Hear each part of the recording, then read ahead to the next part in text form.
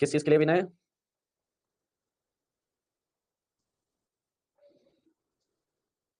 क्या Vikas? How to remember pharmacology classification, ये अच्छा है।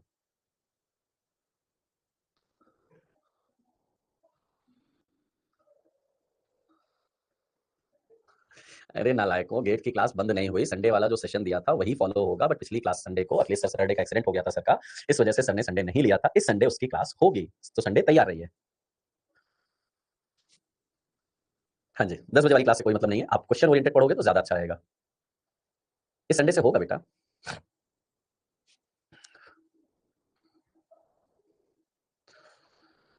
बेटा अभी तो ड्रग कुंडली बुक बनाने में ही लगा पड़ा हूँ, है ना, क्योंकि मैं नहीं चाहता कि उसमें आपको कोई एक छोटी सी छोटी मिस्टेक भी मिले और ऐसा कंटेंट रहे कि फार्माकोलॉजी के नाम पे आपको प्यार हो जाए, इतनी अच्छी चीजें। ठीक है, 19 दिसंबर को उसका इनॉग्रेशन होने वाला है। ठीक है जी, आ रही है इंडिया की पहली सब्सिडी वाली बुक की बात करूं तो जी हाँ। चलो ओके, ठीक है, पता चलेगा। आओ इधर पहले, क्या बात करने वाले हैं? अरिदमिया। अच्छा, पहले मैं कंफर्म कर लूं, अरिदमिया में ढंग से पढ़ाऊं अपने हिसाब से, या आप लोग अगर बीच बीच में उंगली करने के इरादे में हो तो मैं सीधे ड्रग पे चला जाऊं? क्या हुआ?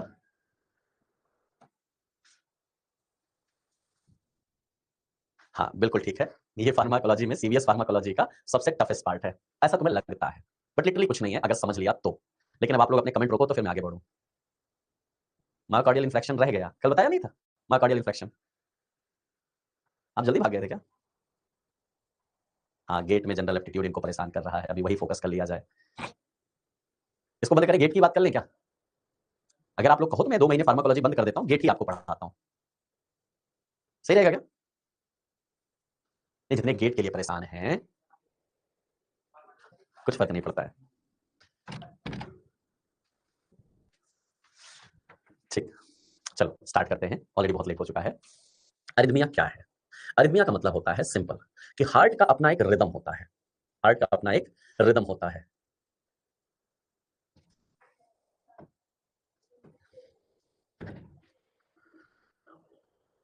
महेश कल बता दिया हूं जितना काम का था बेटा, क्या होता है मायोकार्डियल इन्फ्रेक्शन, कल वाला वीडियो देख लेना एक बार अच्छे से। सॉरी, हो गया? अब पढ़ाऊं या अभी और कोई सवाल है तो फिर मैं थोड़ा और रुक जाऊं? किसकी बात चल रही है? सर हार्ट की बात चल रही है। सो ऑब्वियसली जब आप हार्ट की बात करते हो तो हार्ट में क्या होता है, हार्ट में क्या होता है, हमारा एक पॉइंट होता है जहां से इंपल्स जनरेट होती है, जिनको बोला जाता है एस ए नोड बोला जाता है। ये क्या होता है? S A node, sino atrial node की बात किया जाएगा। फिर AV node, S A node से मैसेज कहां पे आता है? एवी नोड पे आता है। AV node atrio ventricular node की बात करोगे तो एस ए नोड से इंपल्स जनरेट हुआ, एस ए नोड से इंपल्स जनरेट होकर हमारे एवी नोड पे आया। एस ए नोड को हम पेस मेकर भी बोलते हैं क्योंकि वो अपना स्टिमुलाई खुद बनाता है। एवी नोड के बाद हमारा मैसेज आता है बंडल ऑफ हिस में, और बंडल ऑफ हिस के बाद हमारा यहाँ पे आ जाता है पुरकिंजे फाइबर्स आ जाते हैं। यही हमारा क्या होता है, एक मैसेज या मैं कहूं रिदम जनरेट होना। तो एसए नोड से एवी नोड, एवी नोड से बंडल ऑफ हिस की बात करिएगा, और फिर हमारा आता है पुरकिंजे फाइबर की बात किया जाता है। एक क्वेश्चन तो आपका यही आया था कि इनका फ्लो कैसा होता है, तो फ्लो कैसा होता है। अब इमेजिन करो कि कोई प्रॉब्लम हुई, अब कोई प्रॉब्लम हुई तो एसए नोड इंपल्स जनरेट करके एवी नोड तक मैसेज भेज रहा था, ये आगे कंडक्ट हो रहा था, और इसके थ्रू हमारा एक कार्डियक साइकिल चलता है। अब अगर हम कार्डियक साइकिल की बात करेंगे तो सर हमारा जो कार्डियक साइकिल होता है वो कितने सेकंड का होता है? तो सर जो हमारा कार्डियक साइकिल है वो 0.8 सेकंड का हमारा टोटल साइकिल चलती है।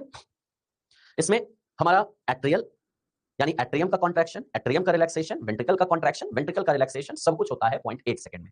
और इसको हम कुछ ऐसा पढ़ते हैं, अंदर हमारा होता है जहां पे 0.1 और 0.7 में डिवाइड होता है, एट्रियल की बात आती है, और वेंट्रिकल में 0.3 और 0.5 की बात आती है। तो जो ये है ये सिस्टोल है, या मैं कहूं कॉन्ट्रैक्शन है, या हम कहें डिपोलराइजेशन है, और ये वाले हमारे रिपोलराइजेशन है। तो 0.1, अच्छा, 0.1 सेकंड में एट्रियल कॉन्ट्रैक्शन होता है, और 0.7 सेकंड में एट्रियम क्या होता है, ये डिपोलराइजेशन, ये रिपोलराइजेशन, ये डिपोलराइजेशन, ये रिपोलराइजेशन। इसको हम एडी यानी एट्रियल डिपोलराइजेशन, इसको हम एआर यानी एट्रियल रिपोलराइजेशन। ये हमारा वेंट्रिकुलर डिपोलराइजेशन और ये हमारा वेंट्रिकुलर रिपोलराइजेशन की कहानी चलती है, वो कार्डियक साइकिल की बात है। तो मतलब ये जो पूरा होने में इंपल्स जनरेट होके एवी नोड होते हुए बंडल ऑफ हिस से होके पुरकिंजे फाइबर तक पूरा मैसेज का जाना कितने टाइम में कंप्लीट होता है? 0.8 सेकंड में कंप्लीट होता है।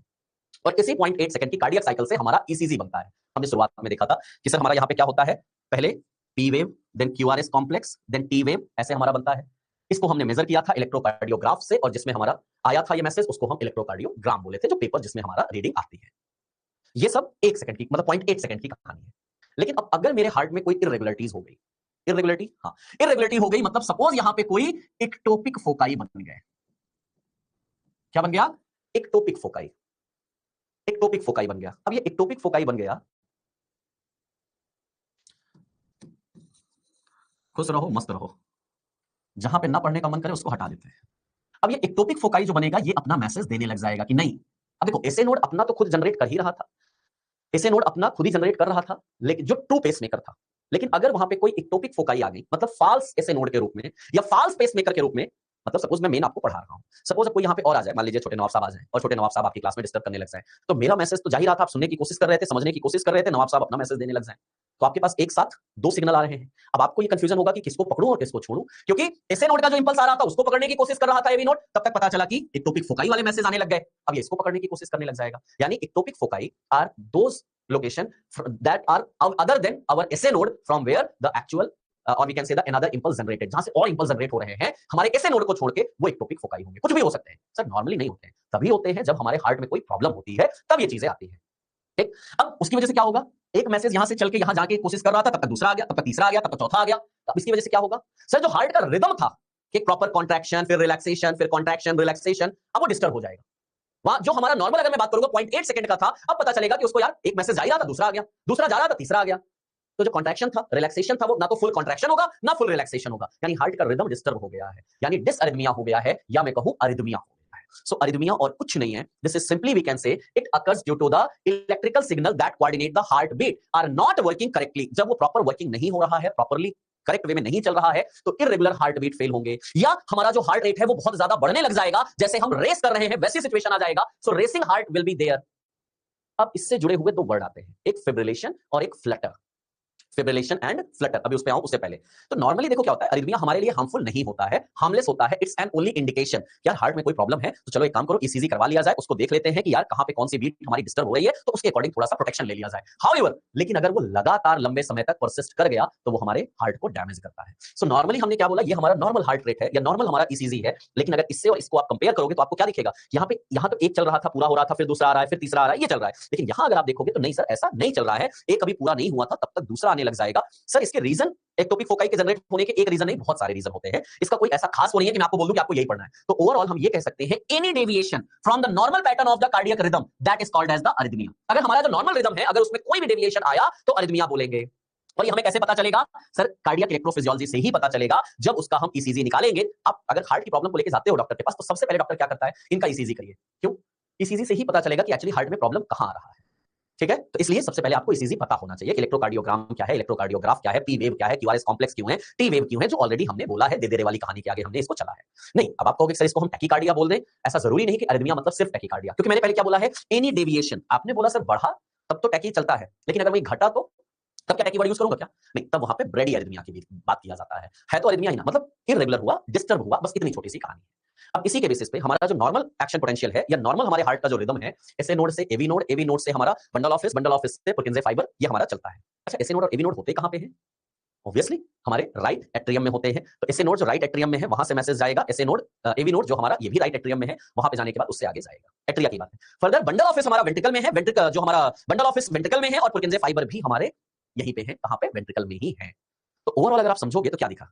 और हाँ, जब आपको ईसीजी और एक्शन पोटेंशियल मैंने आपको बताया था, तो एक नजर जरा डालो क्या मिलता है। कल भी हमने बात किया था कि जो हमारा रेस्टिंग मेम्ब्रेन पोटेंशियल होता है वो कितना होता है, -90 मिलीवोल्ट, क्योंकि कार्डियक सेल्स की बात चल रही है, कार्डियक सेल्स की बात चल रही है, -90 मिलीवोल्ट होता है। अब इंपल्स आया तो डिपोलराइजेशन, डिपोलराइजेशन के बाद slightly repolarisation, then plateau phase, then repolarisation, then हमारा, तो ये है हमारा फेज 0 डिपोलराइजेशन, ये phase 1, phase 2, phase 3 and phase 4। Same आगे की कहानी होगी। तो नॉर्मली हमारा ऐसे टाइप से हमारे इंपल्स चलते रहेंगे, हमारा ये एक्शन पोटेंशियल हमारा चलता रहेगा। एक एक्शन पोटेंशियल से दूसरे एक्शन पोटेंशियल के जनरेट होने का जो ड्यूरेशन है, इसको बोला जाता है एक्शन पोटेंशियल ड्यूरेशन। मतलब एक एक्शन पोटेंशियल आने से लेके, स्टिमुलाई आने से लेके, ये पूरा depolarisation, then repolarisation, then plateau phase, then repolarisation, then हमारा यहाँ पे फेज 0, ये सब मिला के फेज 4, ये सब मिला के कहलाता है एक्शन पोटेंशियल ड्यूरेशन कहलाता है। अब इनमें अलग अलग चीजें आपको देखने को मिलेंगी, लेकिन पहले ये हुआ क्यों, जरा कल जो आपको समझाया था उसी को एक बार पढ़ लोगे क्या? पिछली क्लास में हमने कहीं इसके बारे में पढ़ा था क्या? The resting membrane potential of the cardiac cell -90 millivolt. अब जैसे ही कोई स्टिमुलाई आएगा तो हमारा सोडियम आयन अंदर जाने लग जाएगा। सो क्या होगा? Depolarisation begins with the entry of the sodium through the sodium channel, जिसको हम इससे डिनोमिनेट करते हैं फेज 0 से बोला जाता है। अब फेज 0 जैसे कंप्लीट होगा उसके बाद हमारा फेज 1 आएगा। फेज 1 में क्या होता है? ओपनिंग ऑफ पोटेशियम चैनल, जहां पे थोड़ा सा पोटेशियम बाहर जाता है। अर्ली आउटवर्ड रेक्टिफायर, मतलब हमारा पोटेशियम थोड़ा सा बाहर जाएगा, मतलब जैसे सोडियम अंदर आ रहा था, अब जैसे अचानक से सोडियम बंद हुआ, चुपके से थोड़ा सा पोटेशियम मैं चुपके से निकल जाता हूं। जैसे होता है ना, क्लास में एक बच्चा एंट्री कर रहा है, सर ने उसको डांटा, जब तक उसको डांट रहे थे तब तक दूसरा वाला साइड से निकल गया, तो पोटेशियम वैसे ही थोड़ा सा चला जाता है आउटवर्ड साइड, जिसको हम बोलते हैं स्लाइट रिपोलराइजेशन, जो फेज 1 बनाता है। तो ये हमारा फेज 1 हो गया। अब सोडियम अंदर आया है, डीपोलराइजेशन हुआ। इस डीपोलराइजेशन से क्या होगा? हमारा फर्दर कैल्शियम आयन का रिलीज होगा। याद करो, जब मैं आपको सीएचएफ डिसॉक्सिन की कहानी बता रहा था तो यही समझाया था कि जब डीपोलराइजेशन होगा उसके बाद मेरा क्या होगा सर? कैल्शियम आयन अंदर आएगा, और कैल्शियम आयन अंदर आएगा तो क्या कराएगा? कॉन्ट्रैक्शन कराएगा। रिलेटिव फेज की बात चल रही है तो ये हमारा फेज सेकंड देगा, 0 1 2 यहां तक चले। देन जैसे ही हमारा कैल्शियम चैनल बंद होगा, कैल्शियम चैनल क्लोज होगा, पोटेशियम वापस से पूरा चला जाएगा, क्योंकि पूरी तरह से वापस अपनी जगह पे लाना है। तो यहां पे देखो, ये है early outward potassium ion efflux, और ये है डिले आउटवर्ड पोटेशियम आयन। ये पहले जा रहा है, ये बाद में जा रहा है, फिर ये बात किया जाएगा, मतलब पोटेशियम बाहर जा रहा है, रिपोलराइजेशन हो रहा है, तो ये वाला हमारा बनाएगा फेज 3 बनाएगा रिपोलराइजेशन, पोटेशियम आयन बाहर गया। अब फेज 3 हो गया। फेज 3 के बाद वापस से अपनी जगह पे आना है, रिपोलराइजेशन के बाद वापस से अपनी जगह पे मेंटेन होना है, वो कहलाता है रेस्टिंग मेम्ब्रेन पोटेंशियल, ऑब्टेन होता है फेज 4 में। तो यही फेज 4 0 से लेके 4 तक यही हमारा कंटीन्यूअस रिपीटेटिव मोड में चलता रहता है। एक मैसेज आने से लेके दूसरे मैसेज, मतलब एक सेल, मान लो ये सेल है, इस सेल में मैसेज आया तो डिपोलराइजेशन होगा, अर्ली रिपोलराइजेशन होगा, देन प्लेटिव फेज होगा, देन डिले रिपोलराइजेशन होगा, देन हमारा रेस्टिंग मेम्ब्रेन पोटेंशियल ऑब्टेन होगा। अब इस सेल से दूसरे सेल में मैसेज आएगा, सेम वही रिपीट किया जाएगा। तो यही हमारा पर्टिकुलर चलता रहता है कि एक मैसेज जनरेट होने से दूसरे मैसेज को कंडक्ट होने में ये पूरी कहानी चलेगी, जिसको हमने किस में देखा है सर? ईसीजी के फॉर्म में देखते हैं। अब अभी आपने क्या बोला था, जरा इधर नजर डालो। ये है मेरा एसए नोड, यहां से इंपल्स जनरेट हो रहा है, एवी नोड के पास जा रहा है, एवी नोड से बंडल ऑफिस, बंडल ऑफिस से हमारे प्रोकिन्जे फाइबर्स में जा रहा है। नॉर्मली तो यही है, लेकिन अब हमने क्या बोला? इरेगुलरिटीज आ गई, कोई डेविएशन आया। क्यों आया? क्योंकि सर यहां पे हमारा एसए नोड से अपना इंपल्स जा रहा था, तब तक आप देखोगे और भी इंपल्स यहां जनरेट होने लगे हैं due to the ectopic foci की बात किया जाएगा, जिनको इरेटिक इंपल्स या फाल्स इंपल्स बोला जाएगा। ये फाल्स इंपल्स भी तो एवी नोड की तरफ जाने की कोशिश करेंगे। अब एवी नोड बेचारा कंफ्यूज हो गया, किसको पकड़ूं किसको छोड़ूं, और इसी वजह से हमारा जो है रिदम जो है वो डिस्टर्ब हो जाएगा, ये इंक्रीज होने लग जाएगा, या जो भी होगा डिक्रीज होगा, जो भी आएगा वो बात की बात है। लेकिन हाँ, मेरा जो हार्ट का प्रॉपर रिदम है वो जरूर यहां पे डिस्टर्ब हो जाएगा। अभी तक इतनी कहानी आप तक चली, क्योंकि अभी कुछ नया नहीं बताया हूं, बस एक ही चीज बताया हूं, एक्टोपिक फोकाई, कि नॉर्मल जो चलता है उससे डेविएशन हुआ और हमारा अरिथमिया हो गया। चलेगा?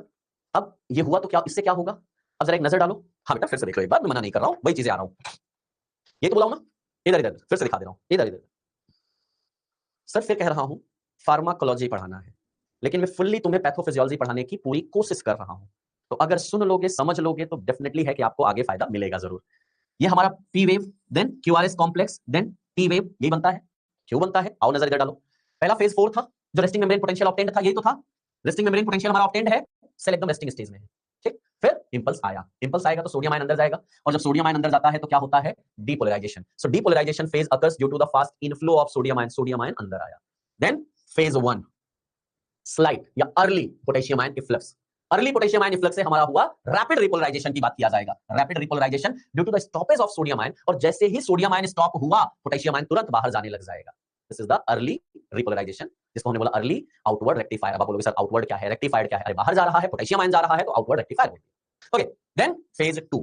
फेज 2 में हमने क्या देखा? कैल्शियम, कैल्शियम आएगा। सर कैल्शियम हमारा सेल के अंदर इंटर करेगा, और कैल्शियम सेल के अंदर आएगा तो कॉन्ट्रैक्शन होगा, होगा, ठीक। आगे देखें, फेज 3 फिर से पोटेशियम को बाहर भेजोगे, जैसे ही कैल्शियम क्लोज होगा, पोटेशियम आयन बाहर जाने लग जाएगा, पूरा रिपोलराइजेशन होगा, वापस से अपनी जगह पे आना है, और अपनी जगह पे आने के बाद एक रेस्टिंग मेम्ब्रेन फिर से ऑब्टेन्ड होगा। So yes, return to the resting value. ये फेज 4 है। अब आप कहोगे सर वो फेज 4 ये फेज 4 अलग अलग है क्या? नहीं भाई, फेज 4 के बाद ही तो हमारा फेज 0 शुरू होता है, तो एक के बाद एक सीक्वेंस लगा रहेगा, 0 1 2 3 4, 0 1 2 3 4, तो 4 के पहले 0 और 3 के बाद 4, यही तो हमारा चल रहा है, सीक्वेंस तो वही है ना। अब ये वेव आई, लेकिन क्यों आई? इन्हीं में से आएगा। जरा देखो, ये जो फेज 0 और 1 है, ये दोनों मिलके हमारा ये क्यूआरएस कॉम्प्लेक्स फॉर्म करते हैं। अच्छा, क्यूआरएस कॉम्प्लेक्स क्या है? जरा इधर देखो, ये पी वेव जो आता है due to the atrial depolarisation आता है, QRS complex due to the ventricular depolarisation, and T wave due to the ventricular repolarisation की वजह से आता है। इसीलिए यहां पे वर्ड हम याद रखने के लिए बोलते हैं क्या? हाँ जी, दे दे रे, हाँ जी। तो atrial depolarisation, ventricular depolarisation and ventricular repolarisation. अब हमने बोला ये जो क्यूआरएस कॉम्प्लेक्स पूरा बना है ना, ये क्यों बना है? फेज 0 और फेज 1 दोनों की कंबाइंड एक्टिविटी से हमारा बना क्यूआरएस कॉम्प्लेक्स बना। जबकि जो प्लेटिव फेज था, प्लेटिव फेज बोले तो ये वाला फेज 2 वाला जिसमें कैल्शियम की एंट्री हो रही थी खाली, तो ये जो कैल्शियम आयन की एंट्री हो रही थी उसकी वजह से हमारा एस टी सेगमेंट, एस से लेके टी के बीच की डिफरेंस बनेगी। तो ये एस टी सेगमेंट जो है ये प्लेटिव फेज की वजह से है। और जो लास्टली टी वेव आया है वो टी वेव क्यों आया है? ड्यू टू द फेज 3 यानी रिपोलराइजेशन की वजह से आया है। अब आप बोलोगे सर क्यूआरएस बता दिए, टी बता दिए, पी तो बताए नहीं हो। कोई बात नहीं, ये जो पी वेव आता है बेटा वो हमारा फेज 4 की वजह से आता है। ये जो फेज 4 है ना ये पी वेव जनरेट करता है कि हाँ मालिक हम अपने वापस स्टेज में आ चुके हैं, वहां पे आता है। तो sir P Q R S T इन्हीं की पूरी कहानी एरिथमिया की जुबानी चलती है। अभी कुछ आया? ये पूरा रिपीट हो चुका है, उन्हीं सबसे मिला जुला। अब इससे क्या हुआ सर? ये तो ठीक है, ये तो हमारा नॉर्मल फिजियोलॉजी था, लेकिन अब हमने बोला फिर से एक बार देखो, पढ़ लो इधर। फेज 0 डिपोलराइजेशन, जहां सोडियम आयन अंदर आया। फेज 1 हमने बोला रिपोलराइजेशन, रैपिड रिपोलराइजेशन। क्यों सर? सोडियम चैनल बंद और potassium channel open, rapid repolarisation. Then phase 2 plateau phase, यहां क्या हुआ है? कैल्शियम इन्फ्लक्स हुआ है, प्लेटिव फेज। इसके बाद फेज 3 रैपिड रिपोलराइजेशन, सोडियम बंद, कैल्शियम बंद, सोडियम बंद, कैल्शियम बंद, केवल कौन सा ओपन? पोटेशियम बाहर जाना, रिपोलराइजेशन फेज 3। और रेस्टिंग मेम्ब्रेन पोटेंशियल अटेंड होना, यही हमारा क्या है? फेज 4, यानी वापस से अब नए इंपल्स के साथ चलने के लिए तैयार। ये हमारा अगला इंपल्स आएगा और आगे चला जाएगा। मत पढ़ो बेटा मनीष, मैं तुम्हें सीधे ड्रग से लेके आऊंगा, मत पढ़ो इसको, कोई दिक्कत नहीं है। ना ना ना ना ना, अगर तुम्हें ये लगता है कि सर मुझे ये नहीं पढ़ना है, प्लीज छोड़ दीजिए, क्योंकि फार्माकोलॉजी यहां से नहीं शुरू होती है। मैं फिर कह दूं ये सब तो मैं अपने काम के लिए पढ़ा रहा हूं। मैं तुम्हें एक्चुअली फार्माकोलॉजी कहां से शुरू होती है? जो तुम्हारी फार्माकोलॉजी है यहां से, यहां से, क्योंकि ये सब तो पैथोफिजियोलॉजी का पार्ट है। अब वो तो तुमने कभी पढ़ा नहीं है, तो अगर तुम चाहो तो मैं यहां से लेके चलूंगा, जिसको अभी मायोकार्डियल इन्फेक्शन के क्लासिफिकेशन पढ़ने की इच्छा जाहिर हो रही है, तो मैं वहां लेके चलूंगा। नहीं खुशी बेटा, बात गुस्से की नहीं है, मैं गुस्सा बिल्कुल भी नहीं हो रहा हूं, लेकिन मेरा एक कहने का मतलब है मैं तुम्हें 1 बार 2 बार 3 बार 4 बार 5 बार जितनी बार तुम्हें पढ़ना है मैं उतनी बार पढ़ाऊंगा। मेरा ऐसा कोई टारगेट नहीं है कि मैं सिर्फ भागना है मुझे। मैंने कभी ना, मैं तब चिंतित था जब तुम लोग परेशान थे कि सर सिलेबस कब होगा, और ना मैं आज चिंतित हूं कि सिलेबस कब होगा, रिवीजन कब होगा, क्योंकि मैं बिल्कुल ऑन टाइम चल रहा हूं। ठीक, लेकिन मेरा टारगेट यह है कि जितना मैं पढ़ाऊं, मुझे गुस्सा खाली इस बात पे आता है कि बेटा मैं अगर आपसे बोला कि पढ़ लो, पढ़ के जाके रिवीजन करके तब कल आना, नहीं सर, ना तो आप रिवीजन करेंगे ना आप पीछे का एक बार रिकॉल करेंगे, ठीक है। लेकिन हाँ, अगर एक छोटा सा ड्रग नहीं बताया हूं, सर आपने वो ड्रग नहीं बताया है, अरे नहीं बताया हूं तो नहीं काम का होगा तो नहीं बताया हूं, अरे उससे क्वेश्चन नहीं आएंगे तो नहीं बताया हूं, और अगर कहीं क्वेश्चन आने वाला भी होगा तो कहीं ना कहीं उसको जरूर बताऊंगा। तो इसलिए सब्र किया करो। खैर, चलो, क्या रहा था? Different types of arrhythmia. ESR क्या है बेटा? कहां आया ईएसआर? ये मुझे बताओ, कहीं आया है क्या कॉलेज में अभी तक मेरा ईएसआर?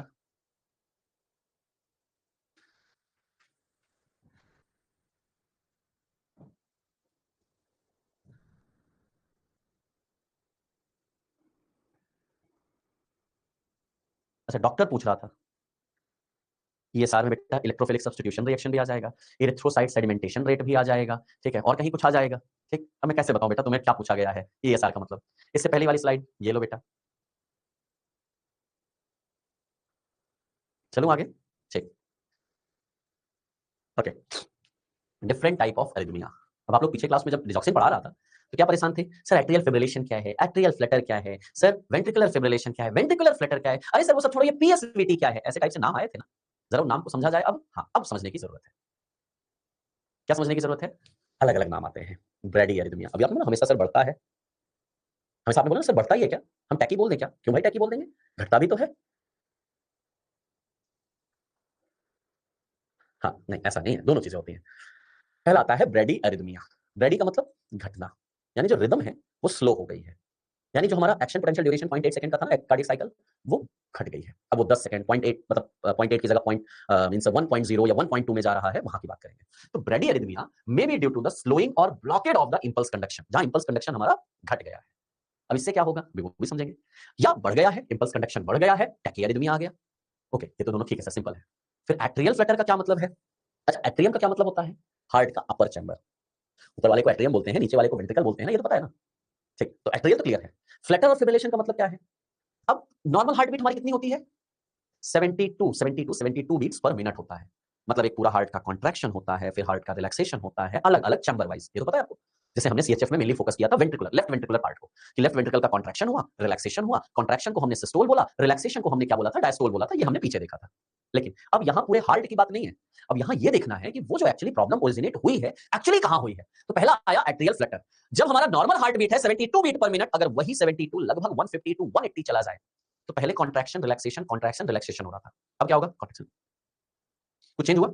एक है ये और एक है, कुछ चेंज हुआ?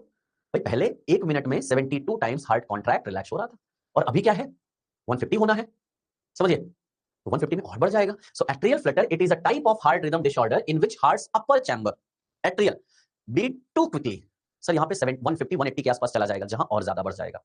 ये है हमारा एट्रियल फ्लटर। तो सर फिब्रिलेशन क्या है, अब उसको देखो। एट्रियल तो समझ में आ रहा है सर, एट्रियल अपर चैम्बर की बात हो रही है। It is an irregular and often rapid heart rate that occurs when two upper chamber of your heart experience chaotic electrical signal. आप कहोगे सर काउटिक इलेक्ट्रिकल सिग्नल क्या है? अभी एक्टोपिक फोकाई बोला था। एक्टोपिक फोकाई यानी फाल्स ऐसे लोकेशन जहां से हमारे इंपल्स आ रहे हैं, तो एक काउटिक इलेक्ट्रिकल सिग्नल जनरेट होने लग जाएंगे, और हमारा जो हार्ट रिदम है या हार्ट बीट है वो और ज्यादा बढ़ जाएगा। अगर ये 180 से बढ़ के 250 या 300 पे चला जाए, वो क्या हो गया? फिब्रिलेशन। सर तो क्या ये हार्ट बीट की बात कर रहे हैं? नहीं, मैंने फिर बोला है सर, मैं पूरे हार्ट की बात नहीं कर रहा हूं, केवल कहां की बात चल रही है? यानी जो हमारा अपर चैम्बर है, एट्रियल चैम्बर है, वो अगर सपोज 1 मिनट में 250 300 कॉन्ट्रैक्ट रिलैक्स होने लग जाए, अब ये क्या हो गया सर? ये फ्लटर हो गया। मतलब ये जस्ट कभी जैसी सिवरिंग जैसा केवल सिचुएशन होगा, वो है फिब्रिलेशन। हमारा फिब्रिलेशन की बात आई है। क्या नहीं समझे बेटा अनुज? एट्रियल नहीं पता? पता है? नहीं पता? अच्छा ये बताओ मुझे, एसए नोड कहां है बेटा, और एवी नोड कहां है? राइट एट्रियम में। एक्टोपिक फोकाई कहां जनरेट हो रही थी? राइट एट्रियम में।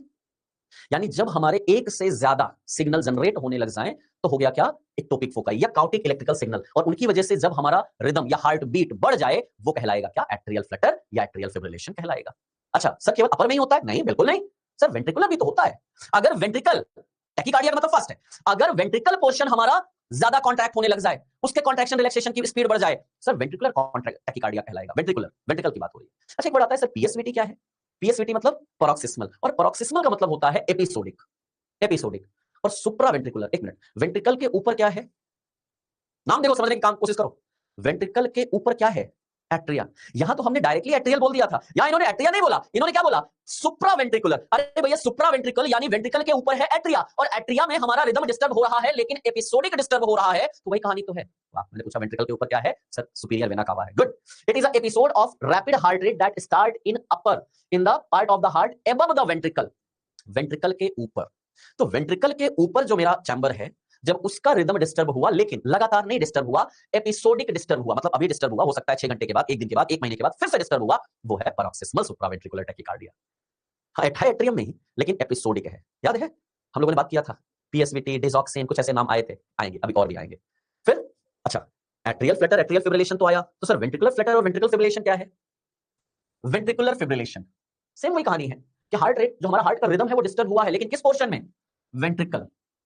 जब वेंट्रिकल पोर्शन हमारा क्विकली कॉन्ट्रैक्शन रिलैक्सेशन होने लग जाएगा, जब वेंट्रिकल पोर्शन पे बहुत ज्यादा इलेक्ट्रिकल एक्टिविटी बढ़ जाएगी, अनऑर्गेनाइज्ड, डिसऑर्गेनाइज्ड, ऑर्गेनाइज्ड तो क्या था? SA node, AV node, bundle of protein fibre organised था, लेकिन जब एक सिग्नल, दो सिग्नल, तीन सिग्नल, अरे क्विकर, यहां पे कहीं कुछ एक वर्ड गलत लिखा है, हाँ, ये फीवर नहीं था, क्विकर, फास्ट। जब हार्ट हमारा क्विक रेट से, फास्ट रेट से पंपिंग करने लग जाए, क्विकर की बात है, तब हमारा कहां पे? वेंट्रिकल में, तो वेंट्रिकुलर फिब्रिलेशन। इसी तरह जब और ज्यादा फास्ट हो जाएगा, तो वेंट्रिकुलर फ्लटर। फिब्रिलेशन और फ्लटर में कोई अंतर नहीं है। हेलो नालायकों सुनो, फ्लटर और फिब्रिलेशन में अंतर नहीं है। फ्लटर मैंने बोला जब 150 टू 180 जाएगा तो फ्लटर है, और 250 टू 320 चला जाएगा तो फिब्रिलेशन है। अब अंतर इतना ही है, फ्लटर और फिब्रिलेशन में अंतर नहीं है।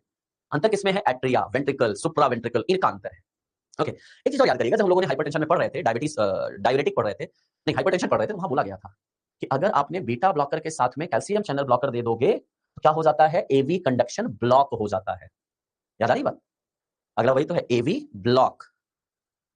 AV block it is a type of heart block that occurs when the electrical signal traveling from the atria, भाई एसे नोड में, एसे नोड एट्रिया में ही तो है, एवी नोड एट्रिया में ही तो है, और the upper chamber of the heart to ventricle और the lower chamber of the heart is impaired. जब अपर चैम्बर से जो मैसेज आ रहा था लोअर चैम्बर के लिए, वो मैसेज इंपेयर्ड हो जाए, क्यों?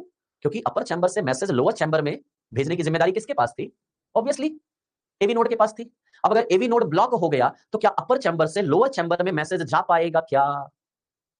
ऑब्वियसली नहीं जा पाएगा। तो उसी को हम क्या बोलते हैं? AV block. AV block, AV node block बोल दो, एवी ब्लॉक बोल दो, कहानी तो वही है।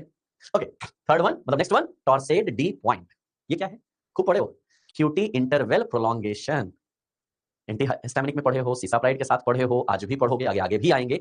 क्यूटी इंटरवल प्रोलॉन्गेशन, अभी क्या देखा था? P wave, QRS complex, T wave. ये क्यू और टी के बीच का डिस्टेंस कहलाता है क्यूटी डिस्टेंस। बहुत सारी ड्रग होती हैं जो इन क्यू और टी के बीच का जो डिस्टेंस है उसको बढ़ा देती है, और जो उसको बढ़ा देंगी तो उसको क्या बोला जाएगा? QT interval prolongation. और क्यूटी इंटरवल प्रोलॉन्गेशन को ही दूसरा वर्ड बोला जाता है torsade de pointes. It comes under the ventricular tachycardia where actually the QT interval, Q और टी के बीच का जो इंटरवल है, अगर वो बढ़ जाएगा, क्यों बढ़ जाएगा, कैसे बढ़ जाएगा, आगे हम बहुत सारी ड्रग की बात करेंगे। तो देखो अब यहाँ पे एक नजर डालना, कहानी क्या है सर, नॉर्मल रिदम ये था, वेंट्रिकुलर जब हमारा टैकीकार्डिया होगा तो बढ़ेगा शॉक के पेशेंट में, वेंट्रिकुलर फिब्रिलेशन, अब देखो अंतर ये देखना, फिब्रिलेशन ये है और फ्लटर ये है। एक मिनट, मैंने भी क्या बोला था, नॉर्मल, नॉर्मल के बाद आता है फ्लटर, जब हमने बोला लगभग 150 टू 180 होने लग जाए फ्लटर, नॉर्मल में हमने बोला 72, और उससे भी ज्यादा हो जाए 250 टू 320, तो ये क्या हो गया, फिब्रिलेशन। बस अंतर क्या है, कितना स्पीड से धड़का है, कितना स्पीड से कॉन्ट्रैक्शन एंड रिलैक्सेशन हो रहा है। अब आप बोलोगे सर हम जब एक्सरसाइज करते हैं तब जो होता है वो यही होता है क्या, उसमें कितना होता है, तुम 70 है तो 90 हो जाएगा, 100 हो जाएगा, बस इससे ज्यादा नहीं होता है। ये तब होगा जब हार्ट के अंदर प्रॉब्लम हो, तब होता है। अभी कुछ बातें मेरी पहुंची आप तक। सो मेन पॉइंट अभी आपको क्या दिखा कि सर हमारा रिदम डिस्टर्ब हुआ है। अगर रिदम डिस्टर्ब हुआ है, हमने बोला हमारा जो ईसीजी है वो इरेगुलर हुआ है। अब ईसीजी में क्या क्या आए हैं, सोडियम, पोटेशियम, कैल्शियम, यही तो आए ना, सोडियम पोटेशियम कैल्शियम, यही तो मेन 3 आयन आए हैं। और साथ में क्या आया है, बीटा रिसेप्टर। क्यों, अरे हार्ट में तो बीटा 1 होता है ना सर। तो इसका जो क्लासिफिकेशन है वो बस इसी के बेसिस पे दिया गया है। वॉगेन विलियमसन ने इसका क्लासिफिकेशन दिया 4 क्लासेस में। कौन कौन सा, पहला सोडियम चैनल ब्लॉकर, दूसरा बीटा ब्लॉकर, तीसरा पोटेशियम चैनल ब्लॉकर और चौथा कैल्शियम चैनल ब्लॉकर। दिमाग नहीं खपाने का, यहीं पे आंसर मिल जाएगा, 1 2 3 4। हाँ जी। सो कार्डियक अरिथमिया क्यों होगा भाई, या तो इंपल्स जनरेशन जहां बीटा 1 रिसेप्टर रिस्पांसिबल है, या सर उसमें हमारा जो हार्ट है उसमें स्वेलिंग हो गई है, हाइपरट्रॉफी हो गया है, सीएचएफ हो गया है, एंजाइना है, मायोकार्डियल है, बीटा ब्लॉकर। अब एक नजर डालो इधर इधर इधर इधर इधर, अभी तक आप बड़ी देर से परेशान थे, यही पूछ रहे थे कि सर ये अरिथमिया क्यों हुआ, है ना, रीजन, इटियोलॉजी, पैथोफिजियोलॉजी। सर सबका रीजन क्या है कि अगर कोई ऑलरेडी हार्ट से रिलेटेड डिजीज है, जैसे हमने बोला मायोकार्डियल हाइपरट्रॉफी, हार्ट की स्वेलिंग है, सीएचएफ है, एंजाइना है, मायोकार्डियल इंफेक्शन है, तो इन्हीं की वजह से तो मेरा ये प्रॉब्लम आया है, तो उसी के लिए हम ड्रग अगली क्लास में देंगे। चलो 2-3 क्वेश्चन फटाफट कर दो जरा।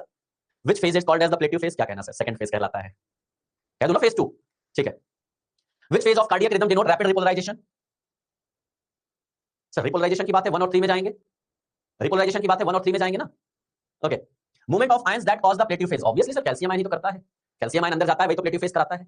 इन इस easy pattern ST segment denote which phase, अभी बोला था एसटी, ये क्यूटी नहीं है, एसटी। और एसटी सेगमेंट क्यों आया था, फेज 2 की वजह से, प्लेटिव फेज की वजह से ही एसटी सेगमेंट बना था, अभी यही बात किया है। Electrical stimulise originated from which part in the heart, तो सर एट्रिया के एसे नोड से हमारा जनरेट होता है इंपल्स, ठीक है। तो आज तो मैंने सिर्फ आपको अरिथमिया की पैथोफिजियोलॉजी ही बताई, type of arrhythmia, reason, concept यही दिया है। अगर पढ़ लोगे तो इसी से रिलेटेड आगे की कहानी हमारी शुरुआत हो जाएगी। हाँ, अब अगली क्लास में आप जा सकते हो, अब जिसके डाउट हो मैं उनके डाउट को ले लूं थोड़ा सा। हाँ बोलो भैया मनीष बाबू। सर मेरा डाउट है, कॉलेज के टाइम से है, अगर होल हो रहा है तो इंटरनल ब्लीडिंग नहीं होगा, अगर होल हो रहा है, अगर होल हो रहा है तो इंटरनल ब्लीडिंग नहीं होगा। What is the meaning of whole, what is the meaning of internal bleeding, कहां की कहानी है, पूरी बात बताओ। सर हाइपरटेंशन से भी अरिथमिया होता है, हो सकता है बेटा, अगर लगातार परस्यू कर गया तो हो सकता है। अथर्व का क्या क्वेश्चन है, does in reentry arrhythmia there is no ectopic foci impulse generation, नहीं हो सकता है कि वो फोकाई जनरेट हो रही है लेकिन आपस में लड़के पहुंच ही नहीं पा रही एवी नोड तक। प्रणो बोला ना बेटा, 2 दिन और दे दे बस बच्चा। Sir does in reentry arrhythmia there is, sir आपका स्क्रीन ऑटोमेटिकली कैसे, क्या बोले, लक्ष्य वाला शेड्यूल बनवा रहा हूं बेटा, बिल्कुल उठेगा बेटा मोहित, ओके नो डाउट, बढ़िया। हाइपरटेंशन जी, पढ़ाई नहीं हो पा रही, सॉरी बेटा निखिल, मैं पढ़ाई नहीं करूंगा बेटा, आप ही को पढ़ना पड़ेगा।